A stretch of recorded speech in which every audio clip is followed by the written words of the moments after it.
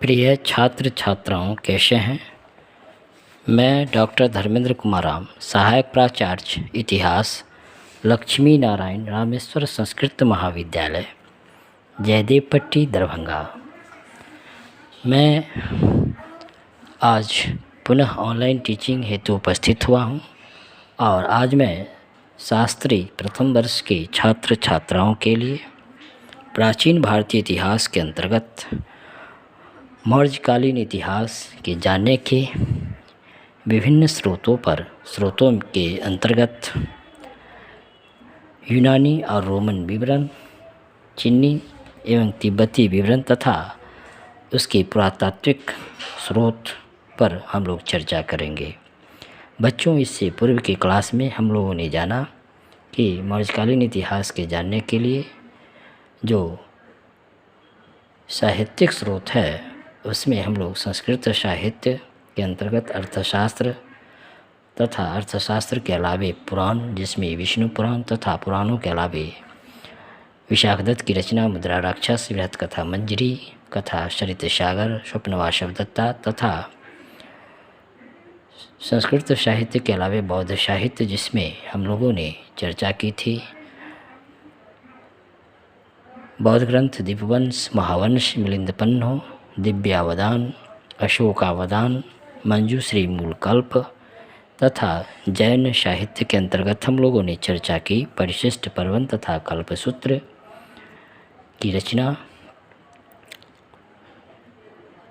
ये तमाम साहित्य मौर्यकालीन इतिहास के जानने के प्रमुख स्रोतों में से एक रहे। आज हम लोग चर्चा करेंगे कि मौर्यकालीन इतिहास के जानने के स्रोत, साहित्यिक स्रोत के अलावे कुछ यूनानी और रोमन जो लेखक थे उसके विवरण तथा चीनी यात्री तथा तिब्बती यात्रियों के विवरण और पुरातात्विक स्रोत पर हम लोग चर्चा करेंगे। मौर्यकाल से पहले के लेखक एस्काइलस, हेरोडोटस, हेकेटियस, नियार्कस, अरिस्टोबुलस के ग्रंथों से उस युग की उन परिस्थितियों पर प्रकाश पड़ता है जिन पर चंद्रगुप्त मौर्य ने अपने विशाल साम्राज्य का निर्माण किया था। वहीं यूनानी शासक सेल्यूकस के राजदूत के रूप में मेगास्थनीज ने चंद्रगुप्त मौर्य के दरबार में आया था और उसकी जो पुस्तक थी इंडिका,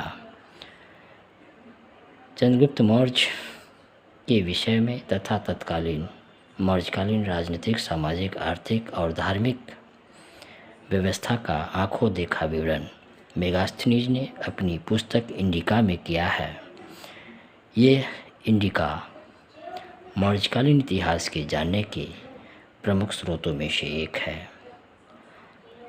यद्यपि मेगास्थनीज की यह पुस्तक अब मूल रूप में उपलब्ध नहीं है, फिर भी बाद के यूनानी यात्रा विवरणों से यह उदाहरण के रूप में वर्तमान है। इसके अलावे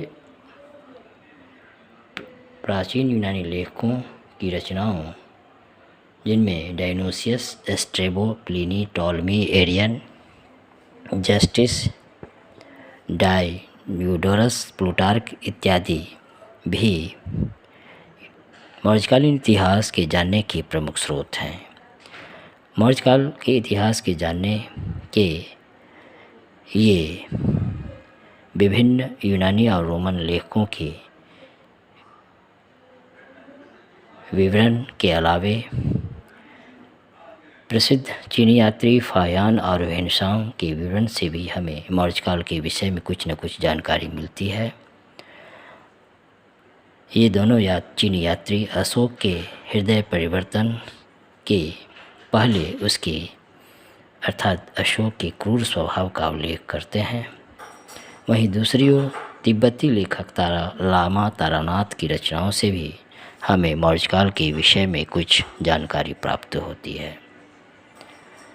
अब हम लोग मौर्यकालीन इतिहास के जानने के लिए पुरातात्विक स्रोत पर चर्चा करेंगे मौर्य काल के इतिहास पर प्रकाश डालने वाली पुरातात्विक सामग्रियों में मुख्य रूप से स्मारक, अभिलेख, कलाकृतियाँ और मिट्टी के बर्तन विशेष रूप से उल्लेखनीय माने जाते हैं। पाटलिपुत्र में उत्खनन से प्राप्त होने वाले भग्नावशेष से मौर्यकालीन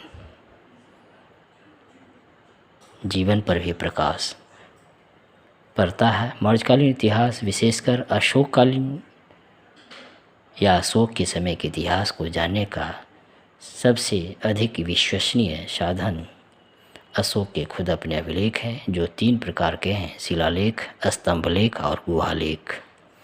इन अभिलेखों से अशोक के बारे में जानकारी प्राप्त होती है कि अशोक ने किस तरह से जन कल्याणकारी, जनहितकारी प्रशासन की रूपरेखा, और साथ ही यह भी हमें जानकारी प्राप्त होती है कि कलिंग युद्ध की भीषणता और उसके बाद हुए अशोक में हृदय परिवर्तन जैसे तथ्यों की जानकारी भी के साथ साथ अशोक के धम्म और उसके बौद्ध संघ में किए गए सुधार जैसी गतिविधियों पर भी हमें इससे जानकारी प्राप्त होती है। तो बच्चों, आज हम लोग मौर्यकालीन इतिहास के जानने के लिए यूनानी, रोमन विवरण, चीनी यात्रियों के विवरण तथा तिब्बती यात्रियों के विवरण, साथ ही पुरातात्विक सामग्री या पुरातात्विक स्रोत किस तरह से मौर्यकालीन इतिहास के जानने के प्रमुख साधनों में से एक है, इन तमाम चीज़ों पर हम लोग चर्चा की। धन्यवाद।